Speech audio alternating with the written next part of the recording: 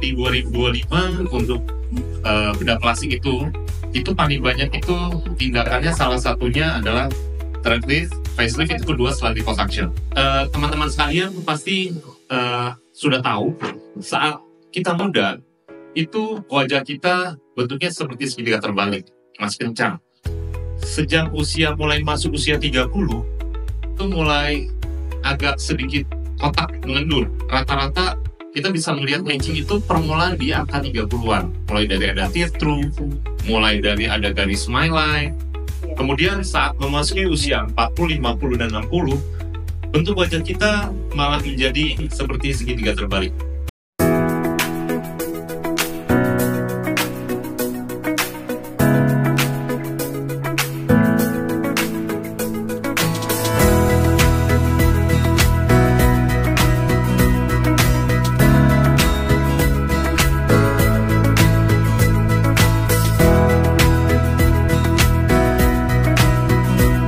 Jadi untuk daerah-daerah anterior, di mana lack of support, di bagian di situ banyak otot, disitulah banyak gerakan. Di mana banyak gerakan, disitulah reaksi terjadi. Ya. Jadi kenapa bagian orang-orang yang kendur itu selalu cenderung bagian anterior? Karena daerah anterior itu lebih mobile karena lebih banyak otot. Nah, jadi sampai sini kita belajari bahwa bagian anterior itu dengan lateral itu dibitasakan oleh tadi si retinal ligament. Di mana bagian lateral itu lebih terfiksir, bagian anterior lebih mobile.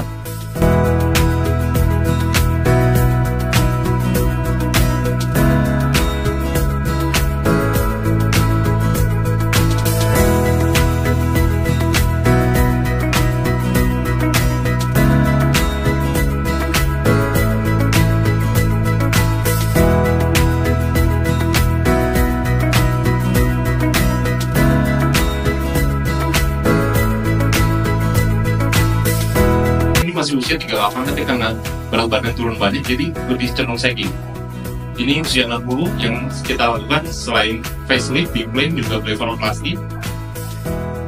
Ini kombinasi antara facelift yang di plane, mengencangkan leher, platysmaplasty, dan isi lemak. Jadi volumenya juga diisi. Ini tampak dari oblik, ini tampak dari lateral. Jadi kulit juga ada yang dibuang. Jadi tarik sayatannya bisa sangat halus kan di bagian depan.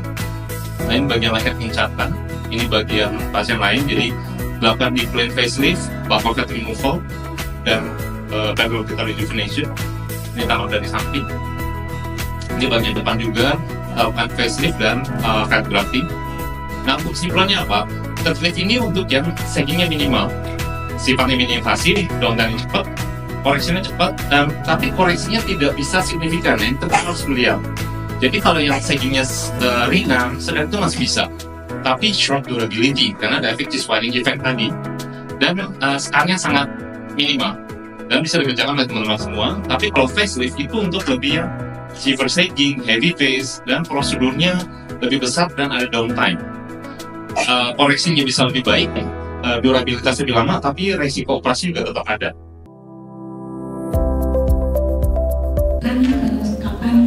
Ya, bukan training, terus kalian sudah waktunya untuk melakukan facelift dan ada tanda khusus gitu. Yang saya jawab, untuk bedanya mini facelift dengan full facelift, mini facelift biasanya kalau kita mengencangkan hanya daerah hidung sampai ke daerah dagu, jawline. Teman-teman bisa lihat kalau lehernya masih kencang, nggak ada turkime, nggak ada kendur, itu mini facelift aja hasilnya sudah cukup baik. Tapi kalau kita melihat ternyata tampak dari lateral itu kulitnya sudah kendur, terus lemak-lemak di fat dari si leher ini sudah kendur, sudah sagging sekali, itu kita dengan mini facelift itu tidak akan mengkoreksi bagian leher loh. Jadi sayatan itu selain di depan telinga itu akan sampai ke belakang telinga, sampai ke post auricular dekat rambut. Tujuannya apa? Saat dibuka, kita bisa mengencangkan struktur dalam dan kulitnya ditarik ke lateral vertikal, oblik. Nanti kulitnya akan dibuang dong. Jadi selain kencingin daerah bawah wajah juga daerah leher. Jadi itu akan lebih baik, jawabnya akan lebih tegas, cervical mental angle-nya akan lebih baik. Dari jaringan di sekitar situ gitu dong. Terima kasih. Dan facelift untuk yang sudah di thread lift dan dilakukan semacam ultera loh. Kenapa?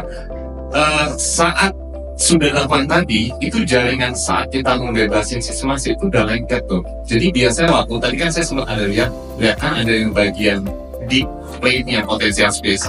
Itu waktu kita bebaskan harusnya loose banget.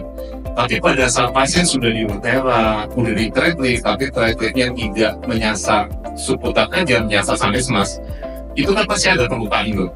Perlukaan itu kalau kita sebutnya jaringan parut atau fibrotik, tapi kalau bahasa baiknya itu pembentukan kolagen. Sebetulnya itu jaringan parut. Saat kita bebaskan itu jaringan parut itu akan lengket sekali loh. Jadi akan menyulitkan operator sebetulnya. Jadi sudah ada perubahan itu intinya. Jadi tapi kalau filler itu cenderung tidak terlalu loh.